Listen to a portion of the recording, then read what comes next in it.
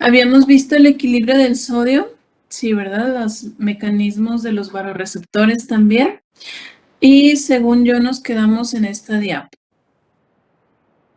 Sí, ahí nos quedamos. Sí.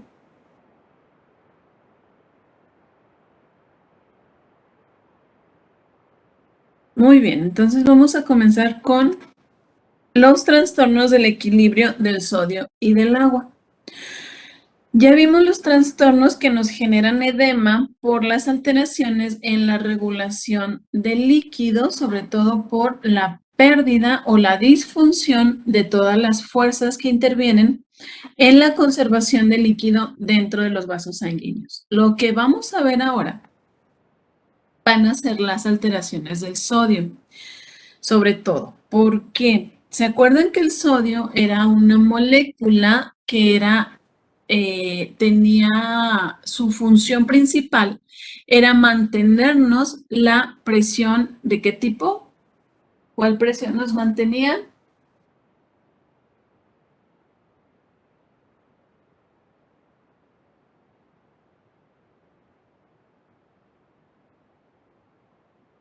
La presión osmótica.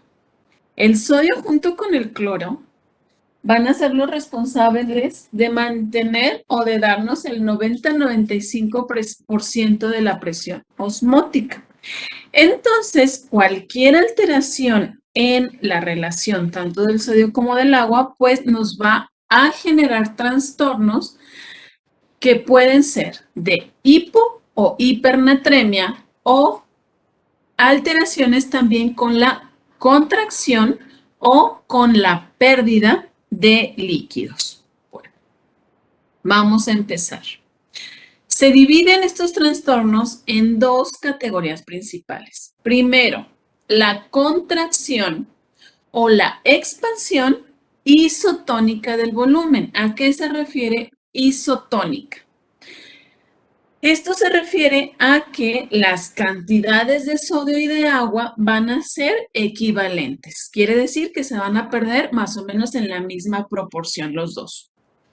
O también puede haber dilución, que puede ser hipotónica cuando hay mayor pérdida de sodio y eso nos lleva a una hiponatremia o una concentración hipertónica, que aquí va a aumentar el sodio y se le llama también como hipernatremia.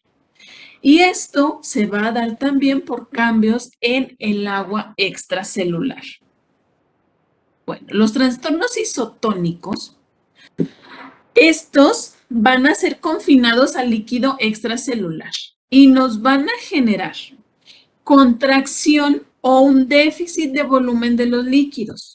O también nos pueden llevar a un exceso o una expansión del volumen de los líquidos, tanto del espacio vascular como el espacio intersticial. Mientras que los trastornos de la concentración de sodio nos van a llevar sobre todo a cambios en la osmolaridad del líquido extracelular.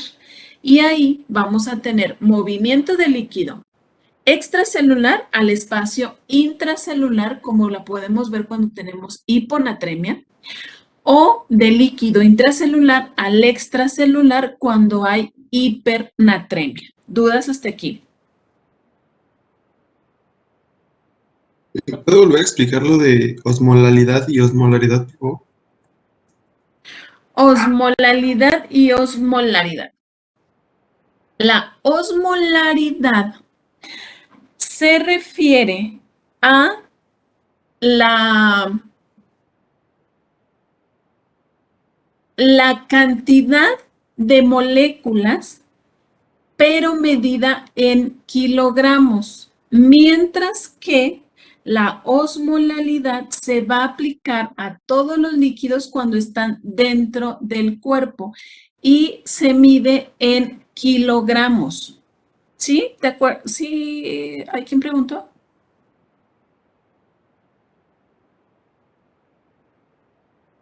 Osmolaridad se refiere, Ulises, a la osmolaridad se refiere a todos los líquidos fuera del cuerpo.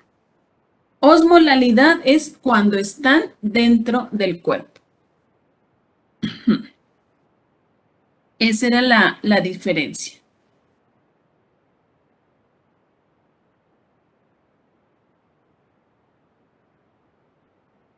Entonces, cuando tenemos una reducción de líquido extracelular y en el volumen de la sangre circulante, se dice que vamos a tener un déficit de volumen.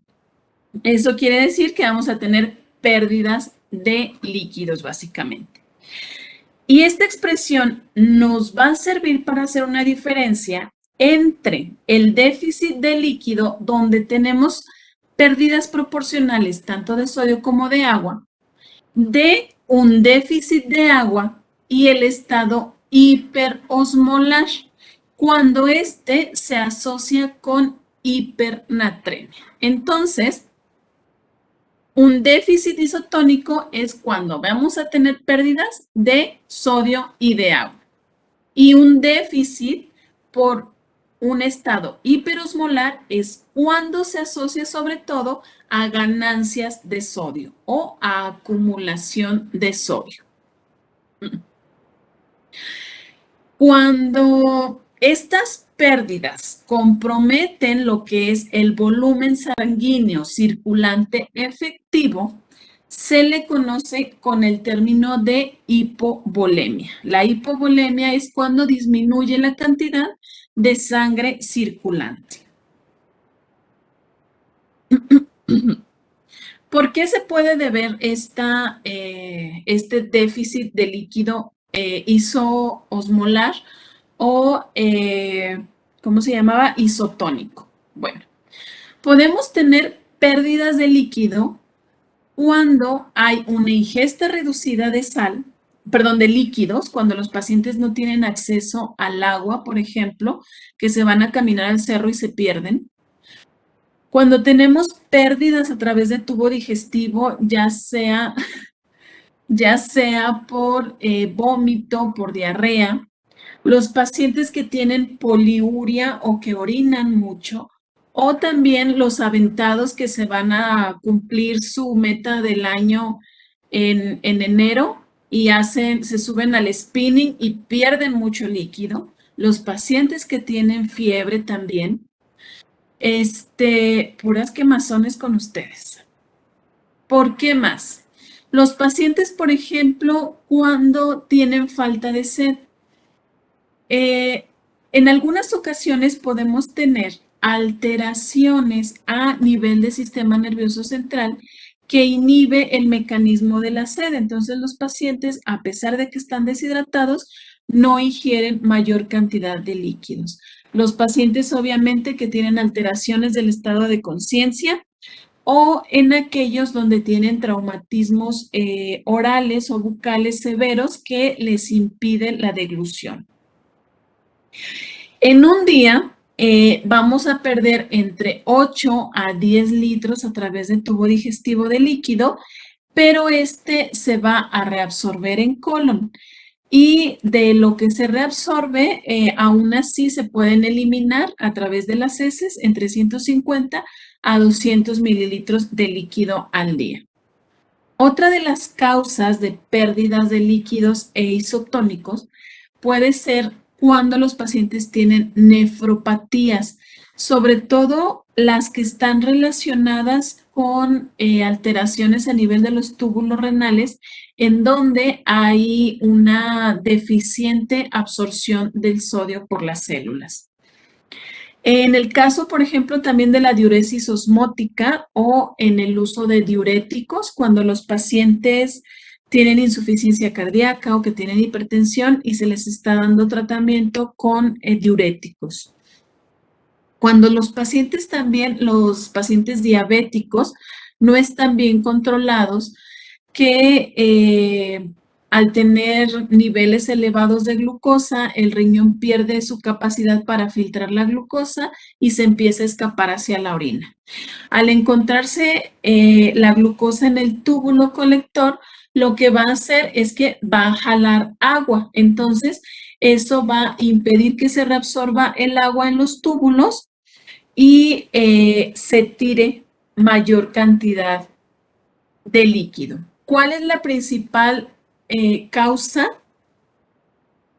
Esta se relaciona sobre todo a las pérdidas de tubo digestivo, porque lo más común son las diarreas, el vómito o alteraciones gastrointestinales, que serían como que las causas principales.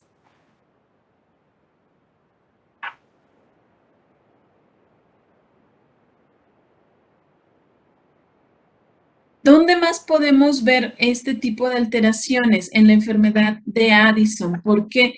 Porque vamos a tener pérdida de sodio y eso nos va a hacer que se disminuya el líquido extracelular.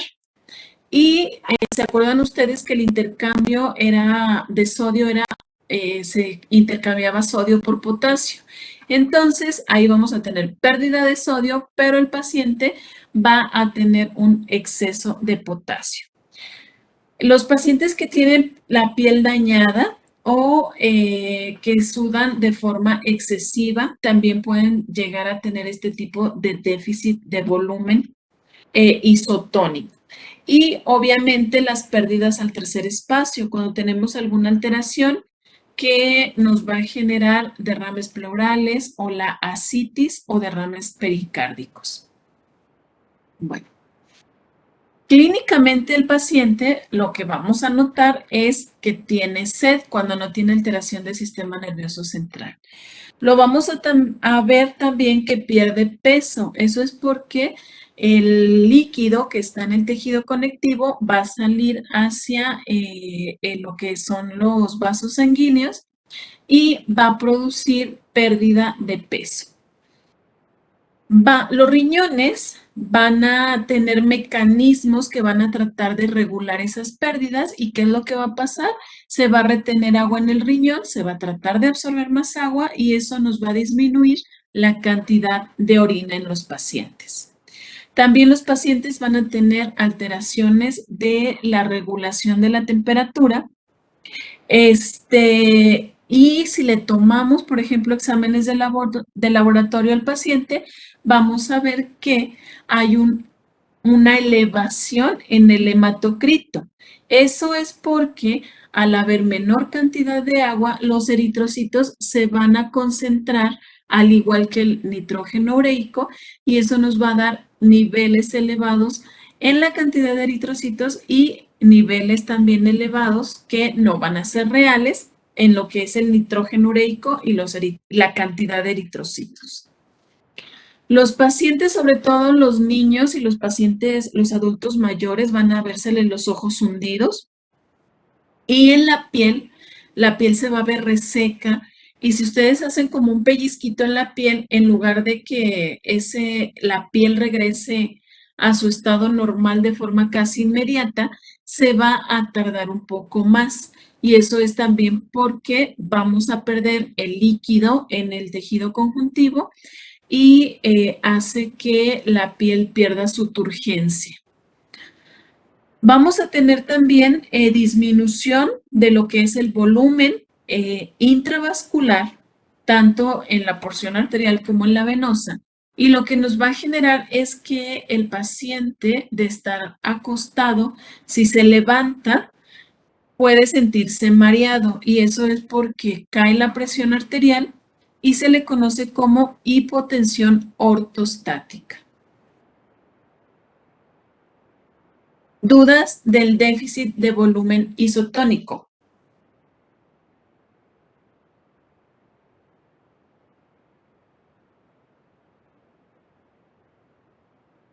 No, doctora. Dedito arriba, Miguel. Muy bien. ¿Qué pasa ahora? Cuando tenemos un exceso de volumen de líquido también isotónico. Que esto es aumento del volumen, pero vamos a tener también ganancia tanto de sodio como de agua. Bueno, aquí lo que va a ocurrir es una expansión isotónica del compartimento de líquido extracelular por lo que vamos a tener aumento en el intersticio o en el tejido conjuntivo, junto con aumento en el volumen de la sangre circulante. Este casi siempre se va a deber a un aumento en el sodio corporal total. Y este aumento en el sodio, pues, ¿qué es lo que va a hacer? Va a traer consigo el agua. Entonces, las ganancias van a ser equitativas entre el sodio y el agua. ¿Por qué? Sobre todo cuando somos foráneos, que estamos en la universidad, pues desayunamos una Maruchan o dos Maruchan porque tenemos que comer desayunar como reyes y luego en la tarde nos comemos otra Maruchan y en la noche pues cenar como mendigos, entonces nos compramos unas papitas. Y con todo ese exceso de sodio que estamos consumiendo, vamos a generar un exceso de volumen. A veces son las papitas, sí. Y eso también, el sodio, el exceso de sodio, va a arrastrar consigo agua. También, ¿por qué se puede deber esta situación? Porque no se está eliminando de forma adecuada el agua a través del riñón, sobre todo cuando tienen los pacientes insuficiencia renal. Vemos aquí que de las principales causas van a ser alteraciones en la función renal, porque en un paciente normal, a pesar de que consumimos una mayor cantidad de sal, el riñón está continuamente activando mecanismos para que no se genere un estado hipernatrémico. Los pacientes que tienen insuficiencia cardíaca. Cuando los pacientes tienen insuficiencia cardíaca, el corazón pues no tiene la capacidad de expulsar la misma cantidad de sangre o con la misma fuerza la cantidad de sangre hacia las aortas. Pero se va a estar acumulando líquido del lado derecho, del lado venoso. Como no vamos a tener sangre suficiente para llenarnos la aurícula, van a activarse los vasoreceptores. Y ahí, ¿qué es lo que generan los vasoreceptores? Que se active a su vez el sistema de renina-angiotensina-aldosterona. Se retiene más sodio y se retiene más agua en el riñón. Entonces, los pacientes que tienen insuficiencia cardíaca, a pesar de que tienen un alto volumen circulatorio periférico, van a entrar en una sobrecarga circulatoria porque se van a activar precisamente todos los sistemas para tratar de compensar la falta de volumen del lado izquierdo.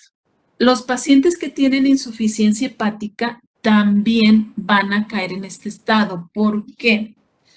La aldosterona, ¿se acuerdan ustedes que era una hormona que regulaba la cantidad de sodio y agua que se reabsorbe en el riñón? Bueno, cuando tenemos la aldosterona circulando, esa aldosterona al llegar al hígado se va a inactivar o se va a metabolizar.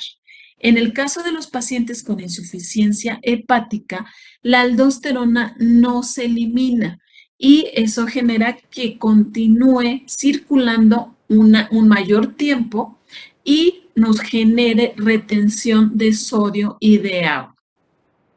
¿Por qué más? Los pacientes que consumen en exceso esteroides, corticoesteroides, como los que van al gimnasio y en 3 días se ponen así súper hinchados, los corticoides también nos van a aumentar la reabsorción de sodio en los riñones. Entonces, al aumentar la reabsorción de sodio, pues también se va a aumentar la reabsorción de líquidos. ¿Y cuáles van a ser las manifestaciones que vamos a encontrar en estos pacientes? Pues todas van a estar relacionadas precisamente con el aumento del volumen intersticial y el volumen intravascular.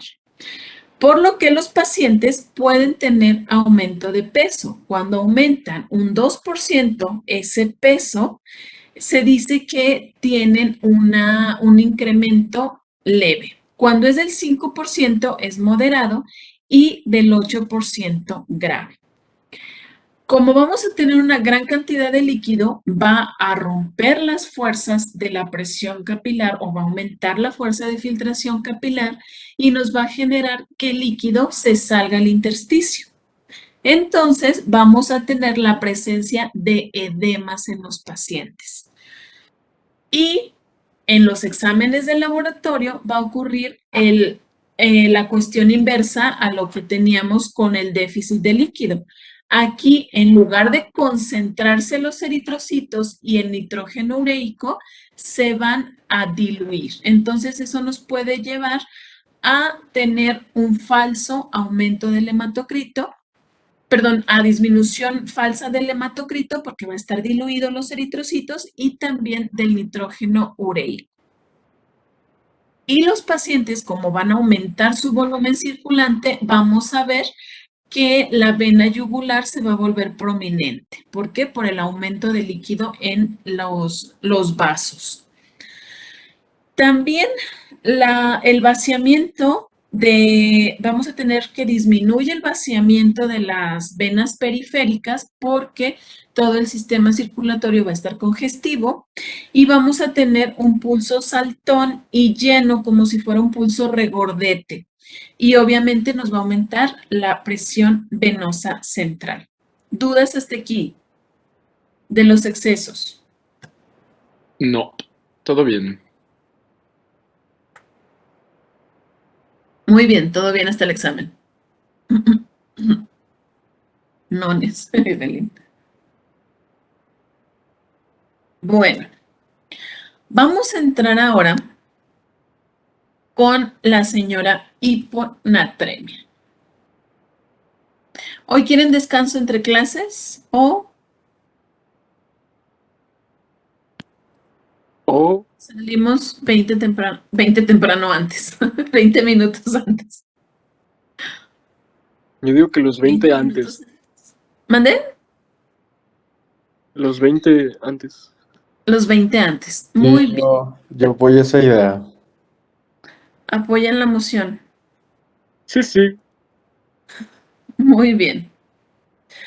Bueno. Conste que voy a hablar.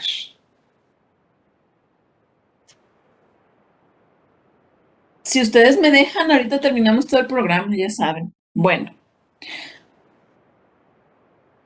Muy bien. Hiponatremia. ¿Qué es la hiponatremia?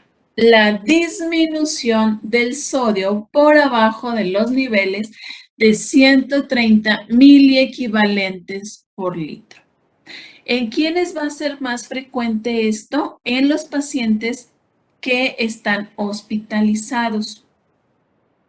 Esto sobre todo cuando se utilizan soluciones que no tienen la cantidad de sodio adecuados.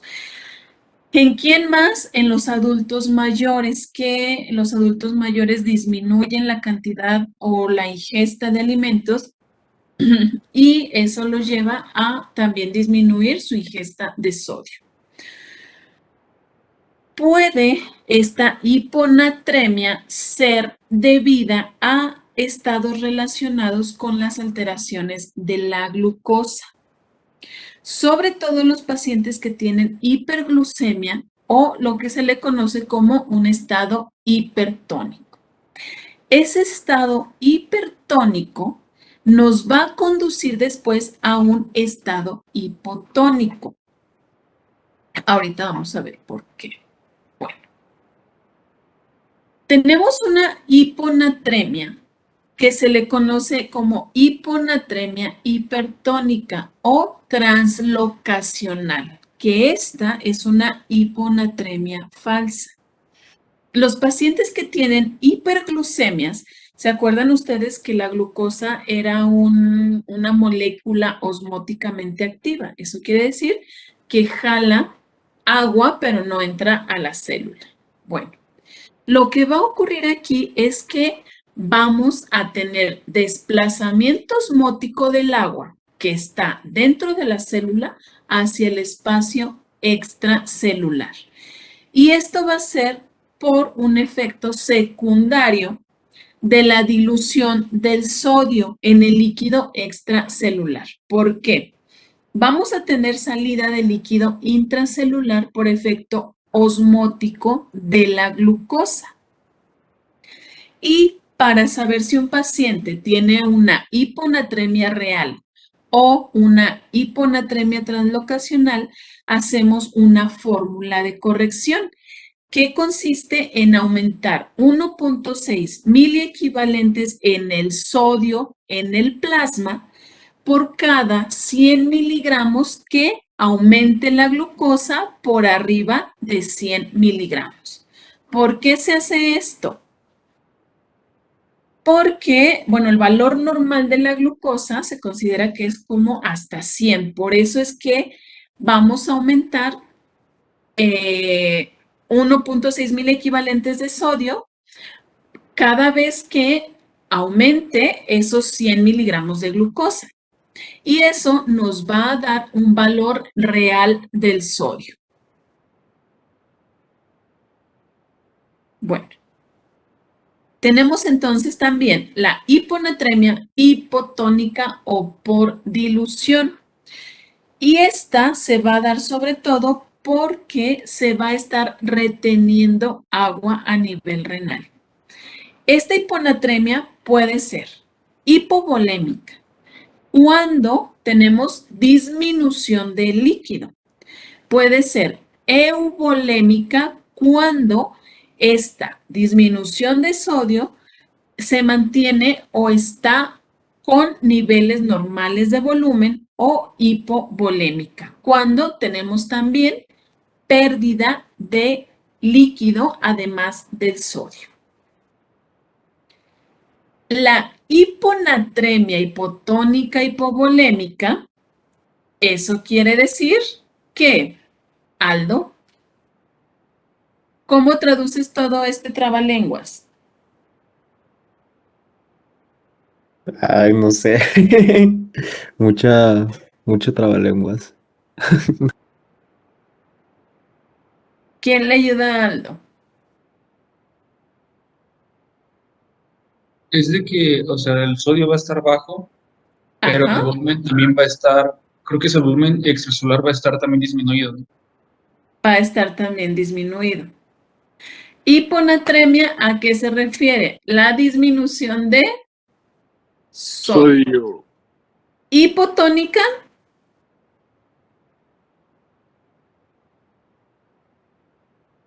¿Hay pérdidas de agua?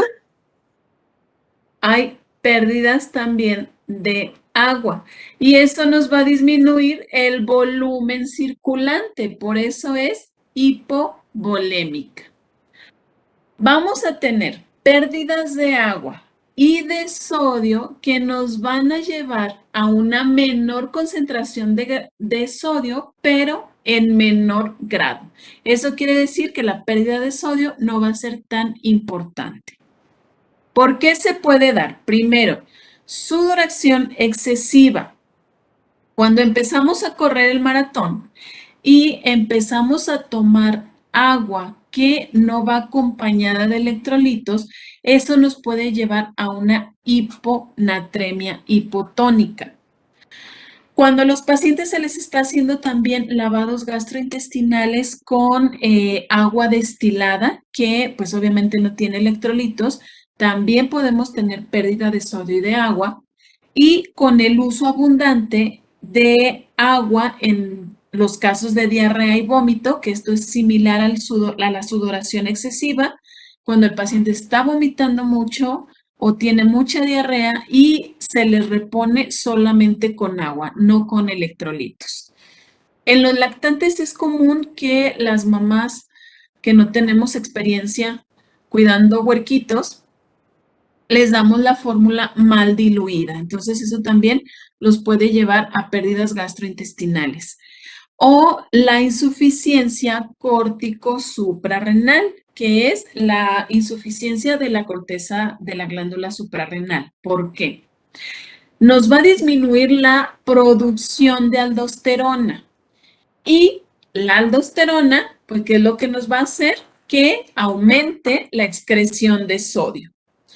También cuando tenemos disminución en la producción de cortisol, que nos va a liberar la hormona antidiurética y eso nos retiene lo que es el agua.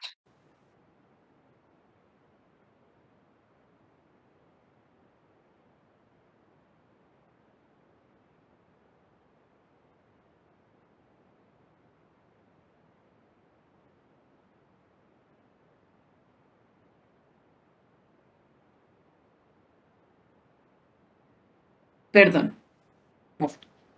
Tenemos entonces otro tipo de hiponatremia, otro trabalenguas. La hiponatremia hipotónica euvolémica o normovolémica. ¿Qué es todo esto? Aquí vamos a tener retención de agua. El sodio va a estar diluido, pero el volumen de líquido extracelular se va a mantener en valores normales. Y este es el 60% de los casos de hiponatremia.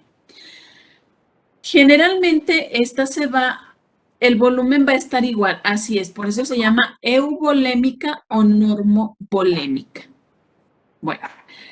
Aquí vamos a tener que se da como un síndrome de secreción inadecuada de hormona antidiurética que se ve sobre todo en los pacientes sometidos a estrés o que están en un postoperatorio. Eso nos va a causar que se reabsorba agua en el riñón. Generalmente este síndrome de secreción inadecuada de hormona antidiurética se resuelve entre las 72 horas a los 5 días posteriores de la cirugía. Y cuando, por ejemplo, los pacientes no se les da líquidos con electrolitos o cuando disminuye el uso de glucosa, por ejemplo, que no se les administra glucosa, solución glucosada del 5%, nos puede aumentar este síndrome de secreción inadecuada de hormona antidiurética. Entonces, aquí en este trabalenguas tenemos retención de agua, el sodio se diluye y el líquido va a estar normal. Y se llama hiponatremia hipotónica euvolémica o normovolémica.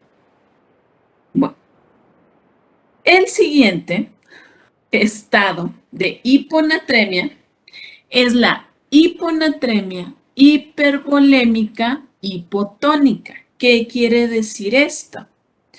Aquí vamos a tener puros nombres complicados, ya lo sé, Regina.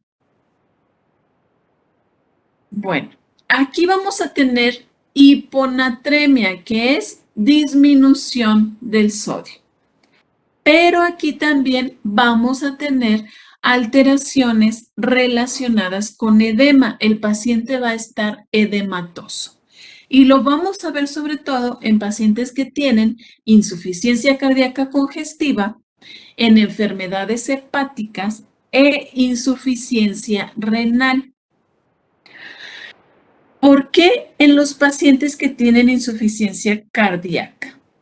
En estos pacientes van a tener congestión de sangre en el lado venoso, pero en el lado arterial se va a detectar como un volumen ineficiente porque el corazón no está funcionando de forma adecuada y no genera tanta presión para que los vasoreceptores no estén de chismosos. Disminuye la presión en el arco aórtico, nos activa los vasoreceptores y estos vasoreceptores lo que van a ocasionar es que en el riñón se acumule el sodio. Y estos van a aumentar también la producción de la hormona antidiurética. Entonces, el paciente va a estar por un lado, congestivo secundario al daño del corazón y por otro lado va a tener una sobrecarga de volumen porque en el riñón se está reteniendo sodio y también se está reteniendo agua. También se ve en los pacientes que usan éxtasis que yo sé que ustedes son niños buenos y no conocen nada de esas cosas. El éxtasis es una droga y aparte de causarnos convulsiones, edema cerebral y herniación de lo que son los ganglios basales, también, bueno, todos estos cambios nos van a ser secundarios a la hiponatremia grave que genera el éxtasis. Entonces podemos terminar con una herniación de los núcleos basales secundario al uso del éxtasis. Entonces, ¿dudas con la hiponatremia hipervolémica hipotónica? ¿Por qué No. se da la herniación? Por el edema cerebral. Hay un edema cerebral importante y eso produce la herniación de las amígdalas y como una sección a nivel del bulbo. Y obviamente ahí ya termina el estímulo respiratorio y todo. Muy triste.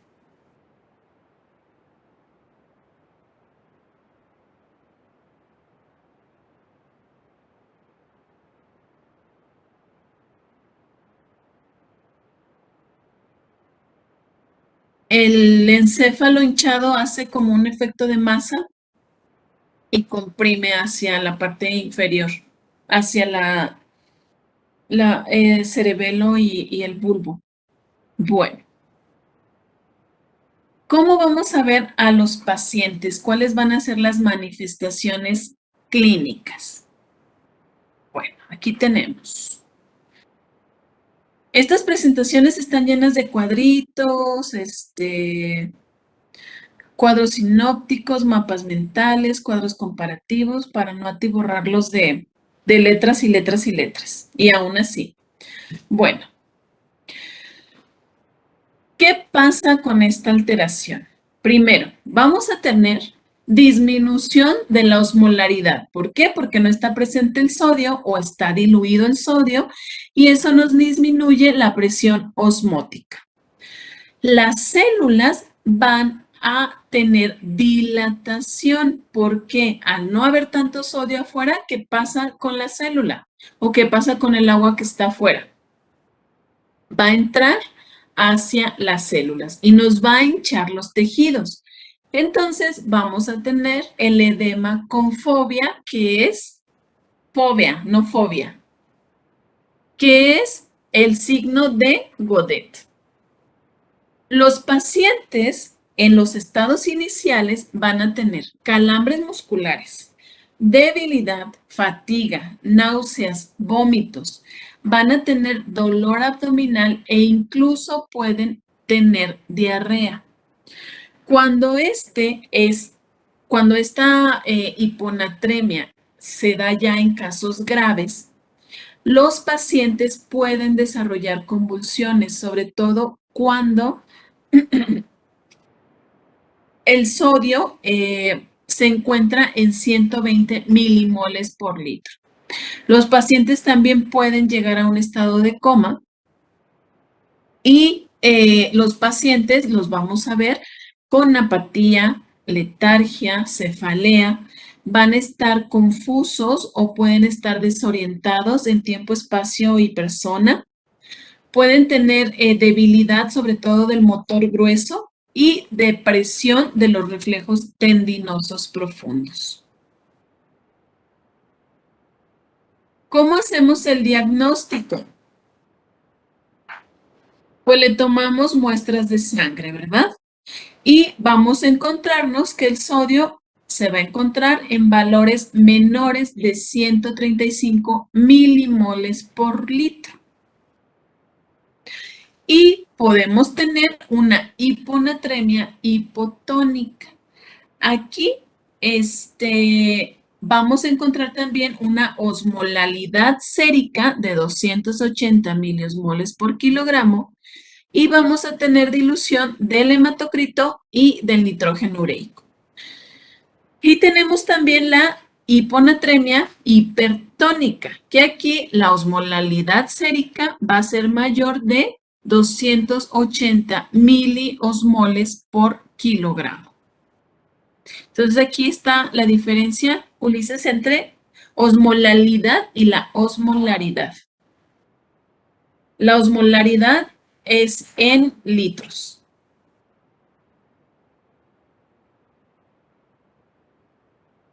Ya que nosotros nos dimos cuenta que al paciente le hace falta sal, ¿qué es lo que le vamos a dar? Su sopa Maruchan para compensarle todos los déficits de sal. No, Maruchan no. Papitas también. Así es, pues bueno. Primero hay que solucionar la causa subyacente. Si el paciente está vomitando, pues hay que tratar de que el paciente deje de vomitar. Si tiene diarrea, hay que detener la diarrea. Y obviamente si el paciente tiene una insuficiencia cardíaca, pues le vamos a dar medicamentos o vamos a darle medidas que ayuden a mejorar su gasto, el flujo efectivo o el gasto cardíaco efectivo. Al paciente se le debe de limitar el consumo de agua porque muchos de estos estados se deben a aumento en la cantidad o expansión del volumen del agua. Hay que suspender medicamentos que puedan contribuir al síndrome de secreción inadecuada de la hormona antidiurética. Hay que administrarles solución salina por una insuficiencia de sodio. Entonces, sí, aquí también hay que tener cuidado, sobre todo en los pacientes cuando son diabéticos. Hay que hacer nuestros cálculos para corregir el sodio real. Cuando los pacientes tienen una hiponatremia sintomática con manifestaciones neurológicas, aquí hay que administrarles soluciones hipertónicas y diuréticos de asa.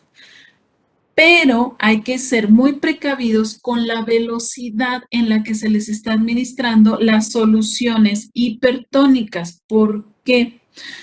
Porque podemos generar una mielinólisis centroprotuberencial. ¿Qué es eso? Vamos a tener alteraciones a nivel del sistema nervioso central cuando tratamos de reponer las pérdidas de sodio de forma rápida. También nos puede llevar a un edema cerebral y el paciente puede fallecer. Entonces no le damos papitas ni Maruchan, le vamos a dar solución hipertónica. ¿Dudas hasta aquí?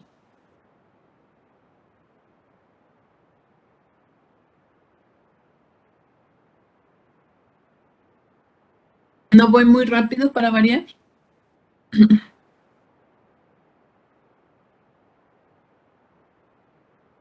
Bueno, vamos a ver ahora la hipernatremia. ¿Qué es la hipernatremia?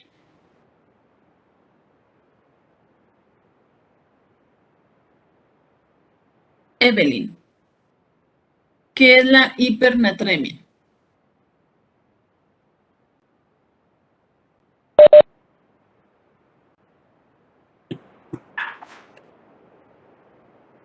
Uh-huh.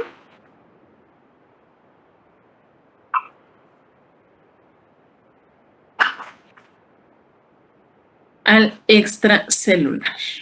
Bueno, la hipernatremia. Primero, ¿cómo vamos a definir o cómo vamos a ver que existe una hipernatremia? Porque el sodio en el plasma va a estar por arriba de 145 milimoles por litro. Y vamos a tener también una osmolalidad sérica mayor de 295 miliosmoles por kilogramo. Aquí el sodio, pues como es una molécula osmótica, nos va a inducir que el agua tenga movimiento a través de las membranas celulares, que se vaya del líquido intracelular al líquido extracelular. Entonces vamos a tener una hipertonicidad de líquido extracelular que nos va a generar que las células se deshidraten. ¿Por qué? Por la salida de agua a través de la membrana celular. ¿Cuáles son las etiologías? Pérdidas netas de agua. Llámese orina, llámese vómito, llámese diarrea, a través de los pulmones o a través de la piel. Sobre todo los pacientes que tienen quemaduras.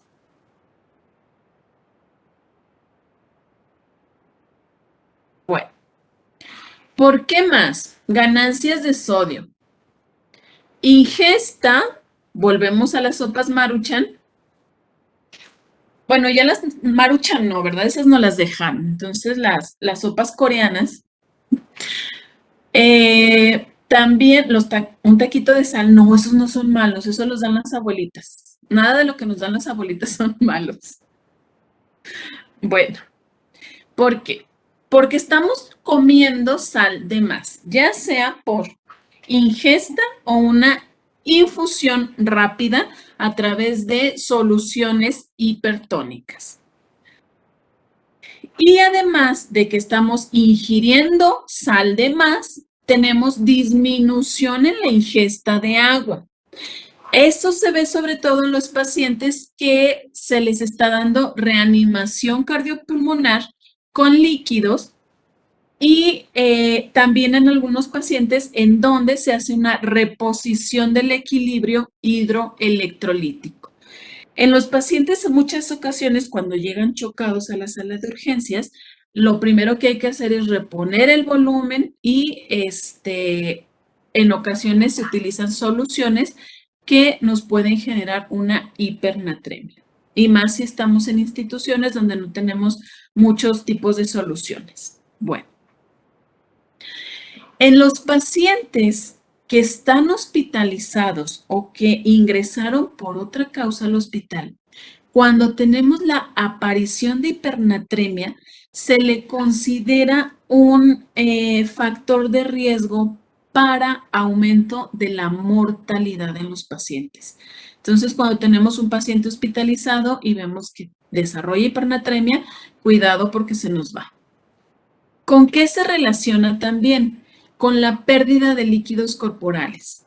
Cuando tenemos mayor pérdida de agua que de sodio a través de las vías respiratorias, cuando los pacientes hacen ejercicios extenuantes o que tienen también fiebre, y a través del tubo digestivo, sobre todo cuando tenemos diarreas acuosas o cuando ingerimos alimentos osmóticamente activos, como por ejemplo cuando comemos comida, no sé, hindú o que está muy condimentada, y eso también nos puede causar diarreas osmóticas.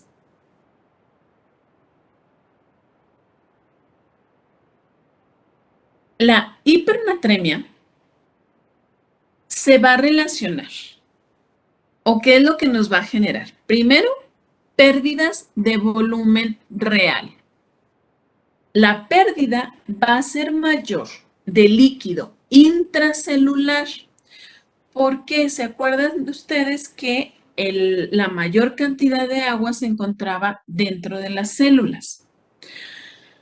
La pérdida del volumen en el estado hipernatrémico va a ser menor en el líquido extracelular y vamos a tener una carencia de agua. Cuando nosotros perdemos aproximadamente el 10% de agua del peso corporal, eso nos va a generar un estímulo que a nivel de sistema nervioso central que nos va a llevar a aumentar el consumo de agua o nos estimula la sed. La hipernatremia va a ser más frecuente en los pacientes que no expresan la sed, por ejemplo, en los lactantes o en los niños que aún no hablan, en los adultos mayores que consumen menor cantidad de agua o en los pacientes que tienen alteraciones del estado de conciencia. Cuando se desarrolla un estado de hipernatremia, los pacientes pues van a tener disminución de peso. ¿Por qué? Porque el líquido intracelular se va a ir al espacio extracelular y vamos a tener deshidratación de las células. También nos va a llevar a disminución del gasto urinario. ¿Por qué? Porque el riñón va a tratar de mantener la cantidad de volumen circulante efectivo y nos va a disminuir la cantidad de orina. Vamos a tener la salida de líquido extracelular manifestado sobre todo en la piel y en las mucosas. ¿Cómo? La piel la vamos a ver deshidratada, se va a ver seca y va a estar enrojecida. También, como el cuerpo va a tratar de disminuir todas las pérdidas de agua, vamos a disminuir la cantidad de sudoración y las lágrimas. Entonces, si ustedes quieren terronar al novio o a la novia y que no les haga mucho drama, llévenselo al gimnasio o llévenselo a correr al Cerro del Muerto para que no les llore mucho. ¿No es cierto? Eso es muy cruel. Así no los ven llorar. ¿Por qué? Porque el cuerpo va a tratar de disminuir las pérdidas. Entonces, la cantidad de lágrimas va a ser menor. Si ven a un lactante llorar sin lágrimas, cuidado porque está deshidratado. Y la lengua pues va a estar áspera y se va a ver como fisurada, como que tiene, como si estuviera partida. También va a aumentar la temperatura corporal porque al disminuir la sudoración, pues eso va a hacer que aumente la temperatura. Va a disminuir el volumen vascular y el pulso va a ser un pulso rápido y un pulso saltón. Se va a sentir un poco más elevado de lo normal. Nos va a disminuir la presión arterial por la pérdida del volumen. Y en el sistema nervioso central, los pacientes pueden tener reflejos lentos, pueden tener cefaleas, agitación o inquietud. Y en casos extremos pueden desarrollar convulsiones y estado de coma. ¿Dudas? ¿Dudas del sodio?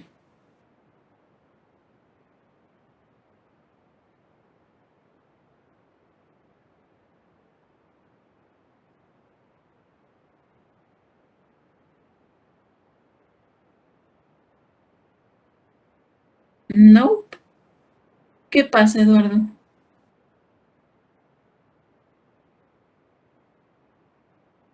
¿Quieres volver a ver el sodio?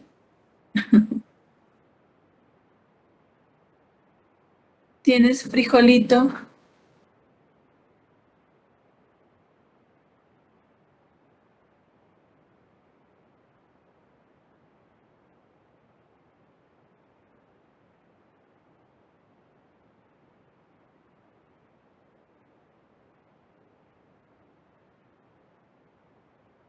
Estuvo muy rápido, yo les dije.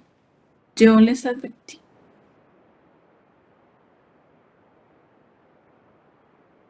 Las horas que restan, vamos a seguir con los temas.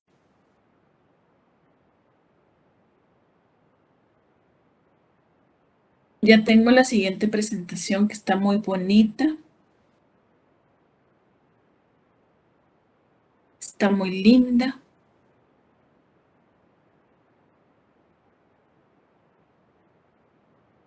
Chicos, les tengo una mala noticia.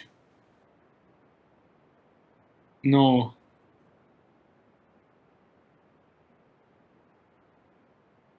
No hay buenas noticias.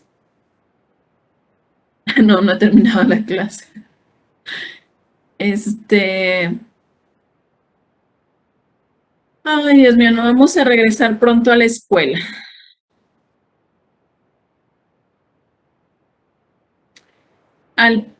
Vamos a regresar hasta el 14 de febrero.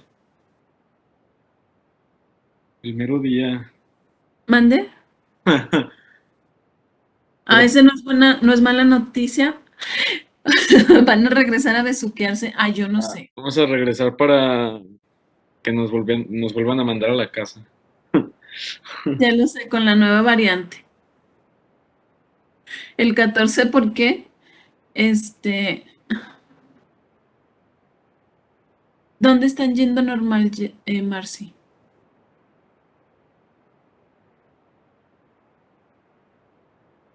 No, Eduardo, a besuquearse y luego lo que quieren es la sana distancia para que se acabe.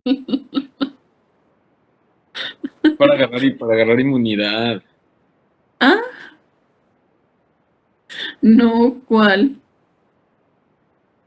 Otra variante.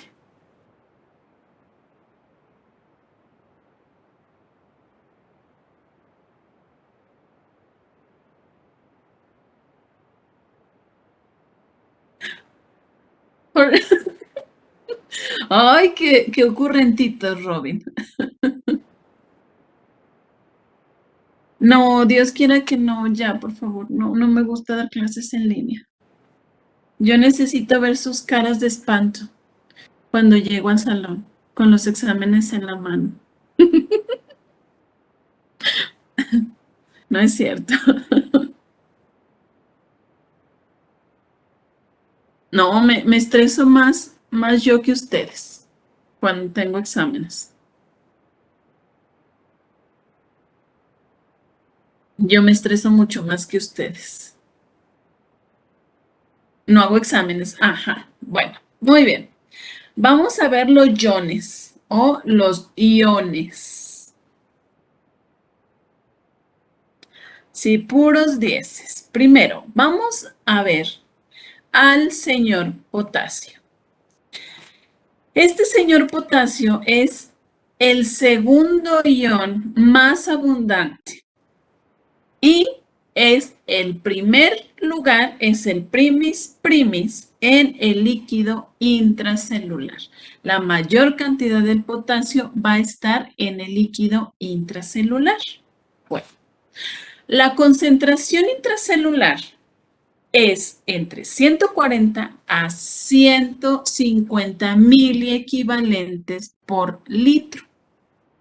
Y en el líquido extracelular es apenas de 3.5 a 5.5.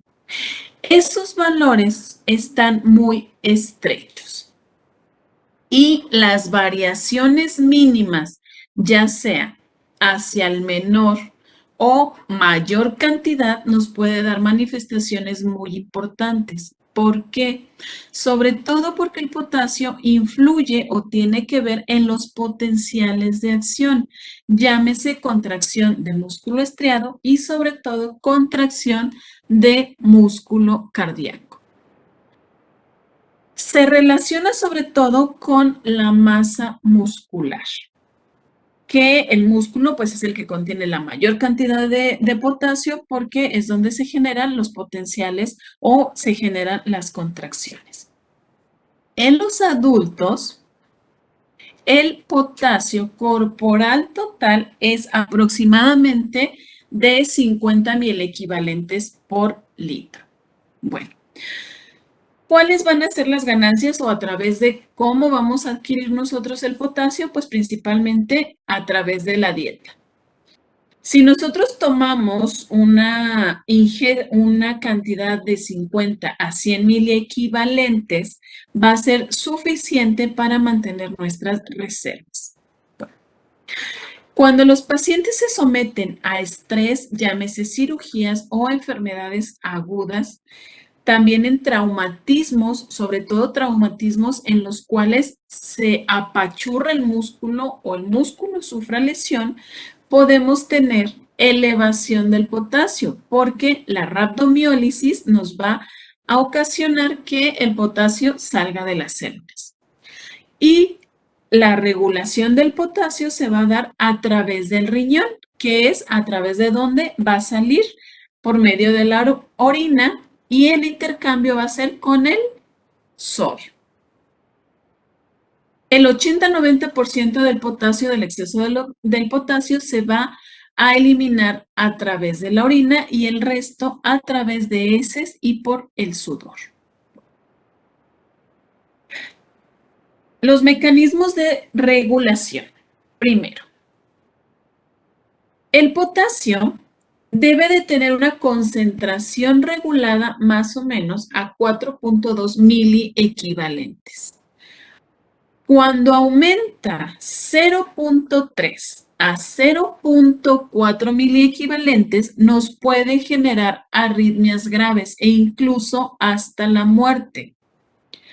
Y una comida puede contener, por lo general, hasta 50 miliequivalentes por litro, por lo que los riñones se deben de dar la tarea de eliminar el exceso de potasio para evitar que haya elevaciones mínimas de 0.3 a 0.4. El riñón va a conservar o a eliminar la orina y también se va a dar a través de mecanismos reguladores en la célula que van a ser a través de lo que es la bomba de sodio-potasio ATPasa, que está regulando la cantidad de potasio en el líquido intracelular y el líquido extracelular. Bueno, aquí en este esquemita vamos a ver cómo se da la regulación renal del potasio. Bueno, el potasio se va a filtrar en el glomérulo. En el túbulo proximal se va a absorber junto con sodio y con agua. En la rama ascendente gruesa del asa de Henle también se va a absorber con sodio y con cloruro. Y se va a eliminar a través de la orina porque en el túbulo distal final se va a secretar junto con en el túbulo colector cortical. Hay una hormona que interviene también en la regulación renal del potasio, que es la aldosterona. La aldosterona, su función principal pues va a ser regular la cantidad de la secreción del potasio a través del riñón. En la enfermedad de Addison no vamos a tener aldosterona, por lo que el potasio se va a estar acumulando.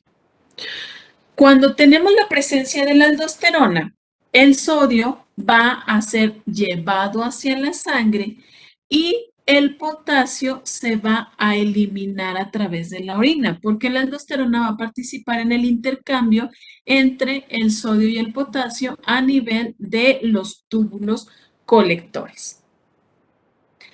Y en los túbulos colectores,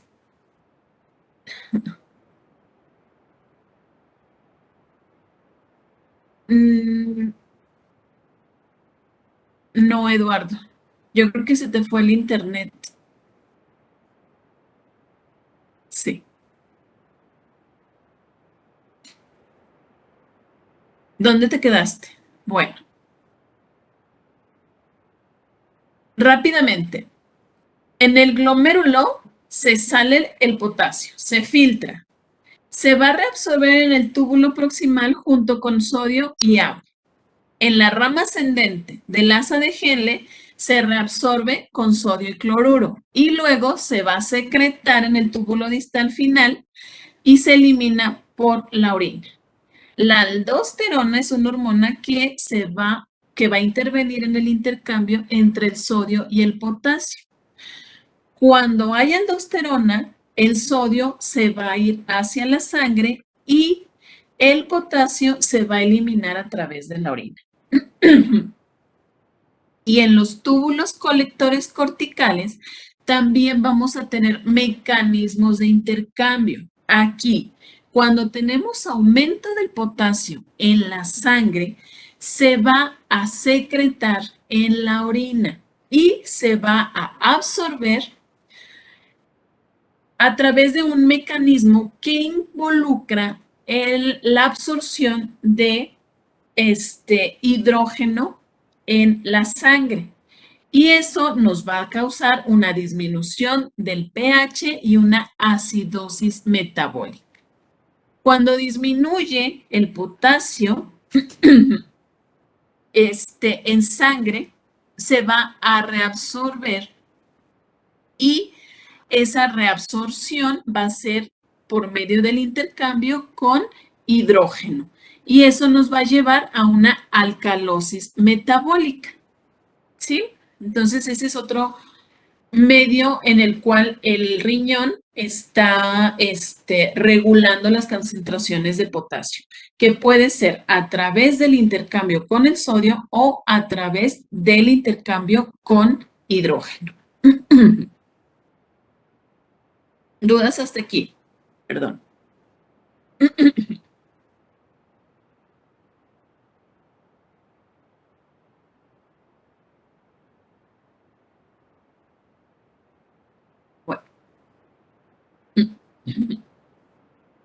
Bueno. Perdón.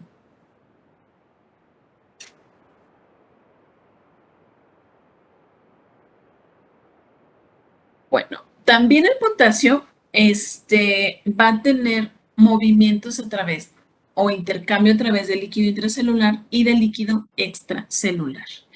¿Qué pasa cuando tenemos aumento en el potasio? Ese exceso, para evitar que haya generación de arritmias, se va a almacenar dentro de los eritrocitos, en el músculo, en el hígado y en el hueso. Y eso va a estar controlado por la bomba de sodio-potasio ATPase. Tenemos factores que nos van a alterar la distribución del potasio entre el líquido intracelular y el líquido extracelular. ¿Cuáles van a ser? La osmolalidad. El aumento nos va a causar deshidratación. ¿Por qué? Porque va a aumentar el potasio intracelular y eso hace que el potasio salga hacia el líquido extracelular. Cuando existen desequilibrios de tipo ácido-base, como en la acidosis metabólica, hace que el hidrógeno entre en la célula para tratar de amortiguar el pH. Cuando tenemos una acidosis, la acidosis nos va a generar que el potasio salga hacia el líquido extracelular.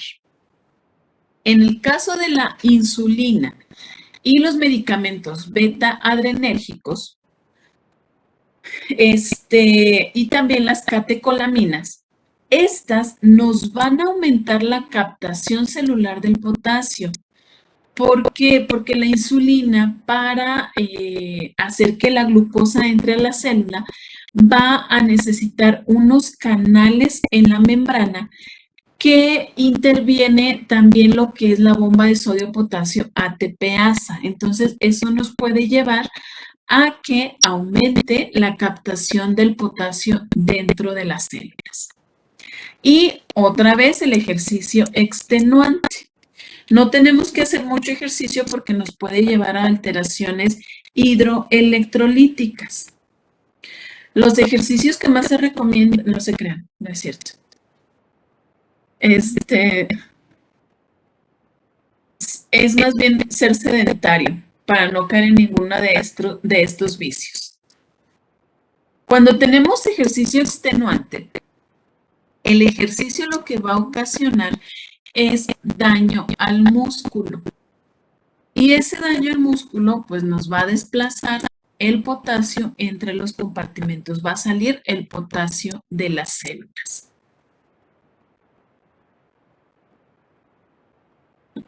¿Dudas?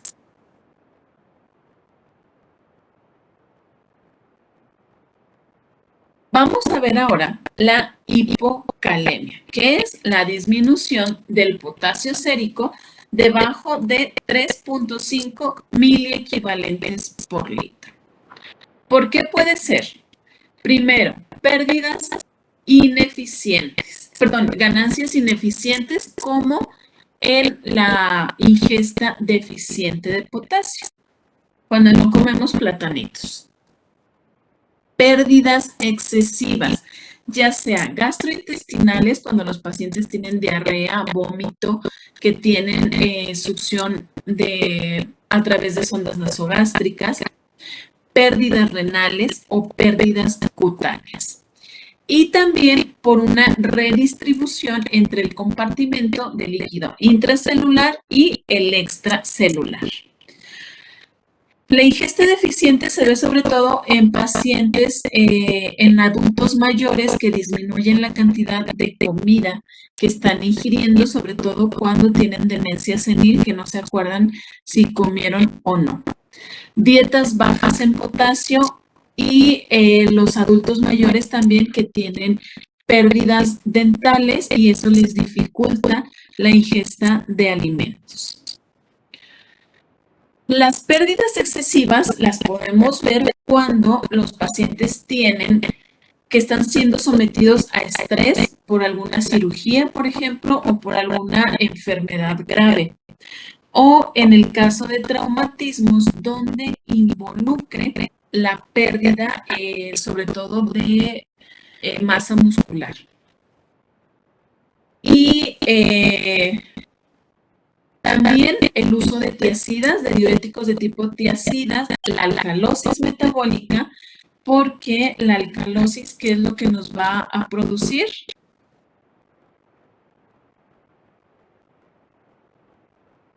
Eduardo.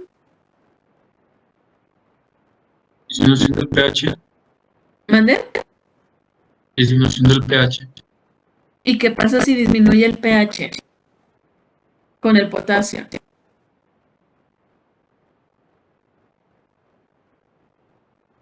No me acuerdo. Se sale de las células. En la insuficiencia de magnesio también se puede acompañar con pérdida del potasio. Y cuando tenemos altas concentraciones de la aldosterona, porque se acuerdan que la aldosterona lo que hacía era intercambiar sodio por potasio. Los pacientes que están recibiendo antimicóticos, sobre todo del tipo anfotericina B o gentamicina, requiere cationes para eliminarse. Entonces, los cationes que van a estar más disponibles van a ser el potasio y se van a eliminar junto con los medicamentos a través de la orina. En el caso de las pérdidas excesivas, las podemos ver cuando se usan diuréticos. La anfotericina B es para tratar micosis, sobre todo micosis sistémicas, infecciones por hongos.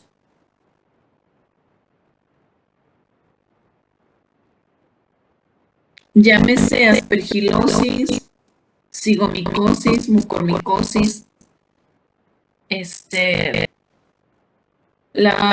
se llaman las que salen en la piel? Se llama aspergilosis, también se puede utilizar. Y en el uso de diuréticos, excepto los diuréticos que son de tipo ahorradores de potasio. Y generalmente cuando tenemos disminución del potasio, el magnesio lo va a acompañar, entonces vamos a tener también hipomagnesemia. Pérdidas renales por exceso de la aldosterona o por exceso de cortisol y sobre todo en los pacientes que tuvieron traumatismos o que tuvieron cirugías o también pacientes que tienen tumores en la corteza suprarrenal hiperproductores de aldosterona. ¿Qué es lo que pasa con el cortisol? El cortisol se va a unir justamente a los receptores a los cuales se une la aldosterona y nos va a eliminar también el potasio. Los movimientos transcelulares, por ejemplo, la insulina, que dijimos que utiliza canales o utiliza el potasio también para poder realizar la función de que entre la glucosa a la célula. Medicamentos como los bloqueadores beta-2 adrenérgicos, que desplazan lo que es el potasio celular hacia el medio extracelular. O también el síndrome de Bartter, Gilterman y Little, que este tipo de síndromes van a ser alteraciones en las células del túbulo renal que evitan la absorción del potasio. En los pacientes que tienen quemaduras graves o también los que tienen diarreas y vómitos profusos. ¿Cuáles van a ser las manifestaciones clínicas de la disminución del potasio? Pues primero, estas van a ser relacionadas con lo que es los potenciales de membrana. Cuando tenemos concentraciones menores de 3 miliequivalentes, ¿se acuerdan que la concentración normal era de 0.5, de 3.5? Entonces, la disminución solo de 0.5 miliequivalentes nos va a generar alteraciones clínicas. Ahí vamos a ver que va a aumentar el gasto urinario y la osmolaridad del plasma también va a aumentar. Nos va a disminuir la densidad de la orina y el paciente pues va a tener poliuria. Se va a estar levantando en las noches a orinar, lo que se le conoce como nicturia, y también va a tener sed. Vamos a tener alcalosis metabólica y eliminación renal de cloruro. Estos, cuando los vemos en los pacientes, nos habla que tenemos una hipocalcemia grave. Hipocalemia. Perdón, la computadora. Es hipocalemia grave. Vamos a tener síntomas digestivos como van a ser de anorexia, náuseas y vómitos. Y obviamente, como el intestino necesita el potasio para la peristalsis, para el movimiento, el paciente va a tener estreñimiento, distensión o puede desarrollar un proceso que se le conoce como ilioparalítico. Ahí el intestino detiene la peristalsis y el paciente puede incluso desarrollar perforaciones. Vamos a tener alteraciones a nivel cardiovascular. El paciente va a tener hipotensión ortostática y vamos a encontrar cambios en el electrocardiograma. ¿Por qué? Porque vamos a tener alteración del potencial de membrana. El paciente va a tener bradicardia sinusoidal, va a presentar arritmia ventricular ectópica. Eso quiere decir que podemos tener la generación de impulsos que no provienen ni del seno auriculoventricular ni del seno o del nodo sinusal. Y podemos tener también alteraciones musculares como van a ser debilidad, fatiga y calambres musculares. Cuando tenemos un déficit que llega a los 2.5 miliequivalentes por litro, el paciente puede llevar o puede tener una parálisis de los músculos respiratorios, ¿sí? Sobre todo del diafragma y de los músculos accesorios, y caer en una insuficiencia respiratoria. ¿Cuáles van a ser los cambios que vamos a ver en el electrocardiograma? ¿Ya vieron el electro? Ya, bueno. ¿En dónde los vieron el oficio?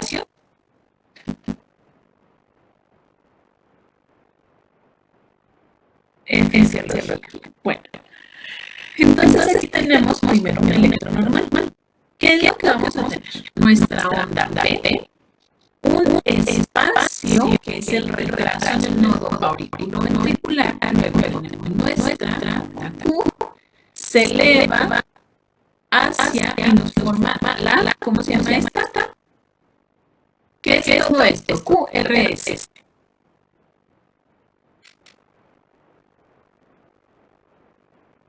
queremos hablar. El complejo G, es el complejo RS. ¿Pero qué significa? O sea, es la contracción ventricular, ¿no? La contracción ventricular. Y despolarización de los ventrículos. La despolarización de los ventrículos. Y luego vamos a tener después un pequeño espacio o un pequeño retraso. Tenemos la onda T y luego una onda U. ¿Qué es lo que pasa en la hipocalemia? Bueno, primero vamos a tener prolongación del segmento PR. Luego vamos a tener un ligero aumento en lo que es la, ¿cómo se llama? NS. Va a aumentar y vamos a tener que el segmento ST va a estar deprimido. Y esto lo podríamos confundir con datos de una isquemia cardíaca. La onda T va a ser más baja y la onda U prominente. Esos van a ser los cambios electrocardiográficos que vamos a ver en el caso de la hipocalemia. Prolongación del PR, depresión del segmento ST, onda T baja y onda U prominente. Preguntas de este examen.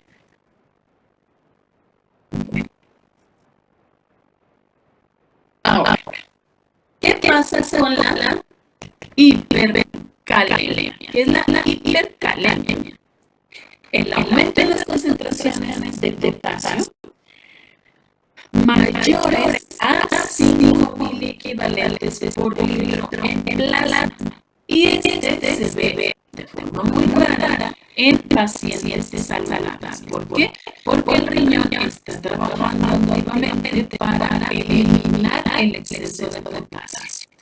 ¿Cuáles van a ser las causas? Primero, que disminuye la eliminación de potasio a nivel del riñón, que se esté eliminando de forma muy rápida, o también por desplazamiento del potasio del líquido intracelular al líquido extracelular, sobre todo relacionado con alteraciones en el pH, ¿sí? En la alcalosis o acidosis metabólicas.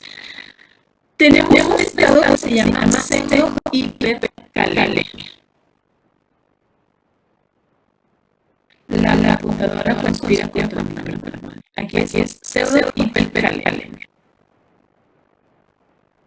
¿Qué es lo que pasa aquí? Cuando estamos estudiando, que nos educamos unos a los otros y no tenemos la suficiente experiencia para hacer unas buenas tomas de sangre, podemos hacer una extracción traumática y eso va a llevar a que haya hemólisis o destrucción de los eritrocitos y donde se guardaba parte del potasio precisamente dentro de los eritrocitos. Entonces, si agitamos el vaso o el tubo de ensayo fuerte o hacemos una penetración traumática, eso nos puede destruir los eritrocitos y generarnos un aumento no real del potasio. ¿Qué pasa en la función renal reducida? Aquí lo vamos a ver que esto sucede cuando la filtración glomerular disminuye a menos de 10 mililitros por minuto. Puede ser, por ejemplo, nefropatías drepanocyticas. ¿Se acuerdan que era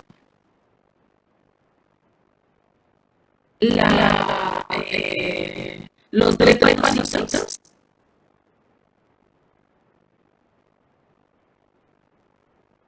No.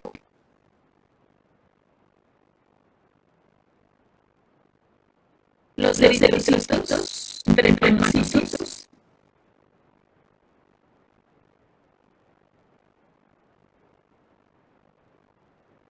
Aquí los eritrocitos tienen alteraciones en su morfología, son eritrocitos muy alargados y Y estos eritrocitos no tienen tanta flexibilidad en la membrana, por lo que cuando avanzan a través de los capilares se van a destruir. En las nefropatías también, nefropatías vagonósticas se va a ver también en las intoxicaciones por plomo, en las nefritis lúpicas, cuando los pacientes tienen un eritema acoso. Todas esas nos van a dañar porque la secreción del potasio sí que en algunas ocasiones tengamos una insuficiencia renal. Esto porque aumenta la secreción con la eliminación del potasio a través del riñón. En la acidosis láctica y la cetoacidosis también estos dos nos van a disminuir la eliminación del potasio a nivel renal.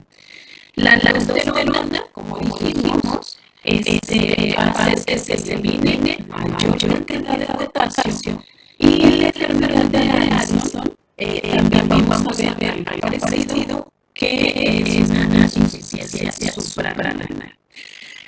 Se puede ver también en los pacientes que se les han administrado nivel de sobre todo los usadores de potasio, o en aquellos que reciben inhibidores de la enzima convertidora de angiotensina o del ARA. Y ahí es sobre todo porque reducen lo que son las concentraciones de la aldosterona. Para esta reposición del potasio hay que hacer una sustitución, una restitución después de que paremos el gasto urinario, y cuando estamos seguros de que la función renal está conservada, porque si no, cuando administramos el medicamento que tiene potasio, podemos llevar al paciente a una hiperkalemia cuando el riñón no puede eliminar. Y en el caso también de las transfusiones a velocidad alta, eso también puede generar hemólisis y llevar también a una hiperkalemia. Y ahí el paciente puede fallecer. En el caso de las lesiones fibrilares también podemos tener hiperkalemias, sobre todo los pacientes que tienen más extensas, y sobre todo si es por gran músculo, por la destrucción del músculo. Pacientes que tuvieron traumatismos en donde tuvieron radioiólisis, en el ejercicio de guante también hay radioiólisis, o en los pacientes que tienen funciones, sobre todo las funciones tonónico-clónicas, en donde los pacientes están tienen mucha contracción muscular, y eso hace que el potasio salga de las células. Aplastamiento, cuando les cae un rollo de, no sé, cuando les cae alguna máquina de las extremidades que destruyen el músculo, ahí se refiere el aplastamiento. Sí, no, de la radioiólisis. Por la radioiólisis se apaga el músculo y hay esa salida de potasio.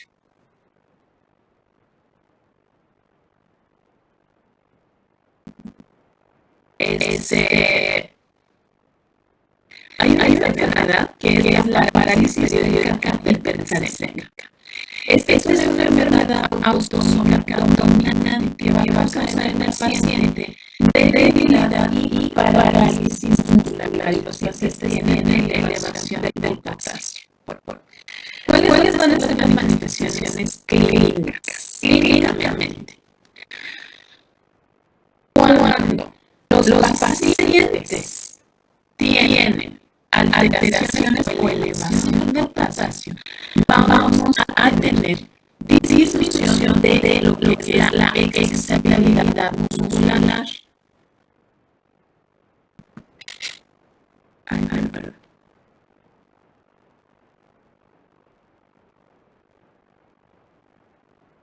¿Mientras tres? No, perdón. Ya, bueno.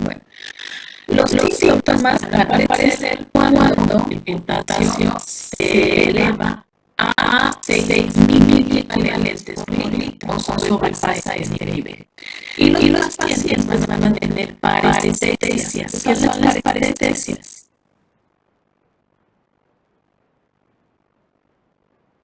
Sienten hormiguitas en el cuerpo. Van a tener también debilidad muscular generalizada o incluso pueden tener disnea. Y obviamente vamos a tener alteraciones en la conducción cardíaca. Aquí la frecuencia cardíaca va a estar disminuida y los pacientes pueden tener fibrilación y paro cardíaco. ¿Cuáles van a ser los datos electrocardiográficos que vamos a encontrar en el caso de la hiperlemia? Pues bueno, vamos a tener prolongación de PPR. Una onda B baja se va a ampliar el complejo QRS y las ondas D van a estar en MIT. Entonces, estos son los datos que vamos a encontrar en el electrocardiograma.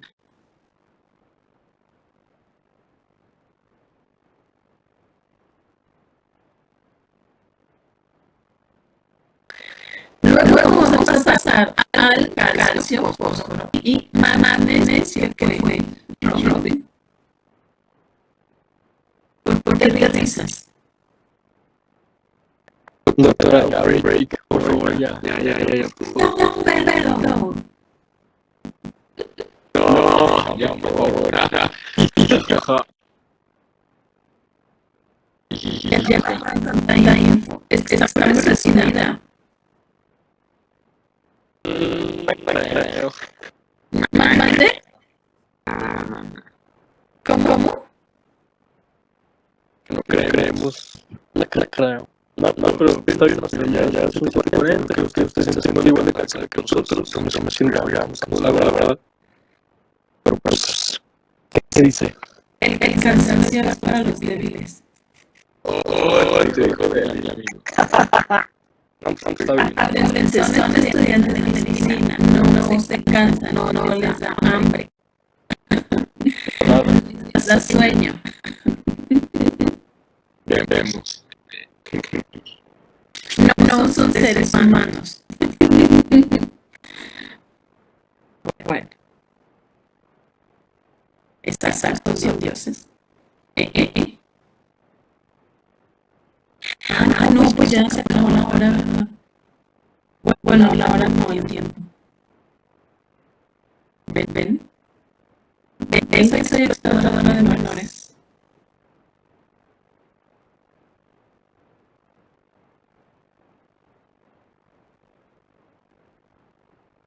Muy bien, pequeños. Ulises se durmió.